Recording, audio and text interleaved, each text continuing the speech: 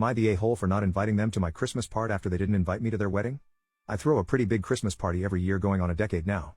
A few years ago at one I threw my friend Tara met my former coworker Tony and they hit it off. They dated for a while, and 2 years later, once again at my Christmas party, she showed up with a ring on her finger and they announced for the first time that they were engaged. I was super happy for them. They got married this spring. We didn't get invited. When I was sending around my party invitations this year, I didn't see any reason to invite them back if they didn't think I wasn't worthy of making their guest list.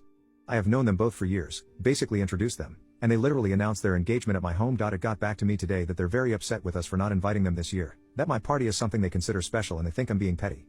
A couple friends mentioned it was a smaller wedding and they feel like I'm just punishing them. It wasn't though. There were probably 200 people there and I knew at least 50 of them, and I was a little surprised at some of the names that made the cut over us. I didn't make a stink about it or anything, but I don't see why I should welcome them into my home again after being snubbed like that. My partner thinks I should just let it go and invite them back, but I don't see a reason why I should. I stuck to my guns and did not invite them to my Christmas party.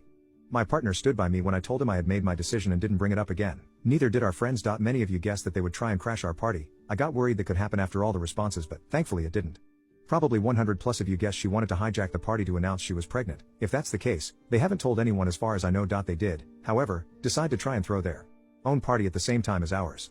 Several friends told us they were trying to convince them to come to theirs instead. I honestly hope they had some guests and had a great time. I wish them no ill will, but I think just about everyone we expected came to our party, so I doubt they poached any guests from us. They made enough of a last-minute fuss over this that the whole thing became the gossip of our party. They're doing, not mine. I chose to not engage in it, but the consensus I heard was everyone thought it was bizarre they chose not to invite us to their wedding and that them complaining about not being invited to our party was in poor taste. Most common question from people was why did we not get an invite to their wedding? From what I can tell from people at our party gossiping about the situation, they've said it was because we're a little bit older than they are. I think that's weird since my partner and I are both 35, they're 28-29, so it's not like we're very far apart.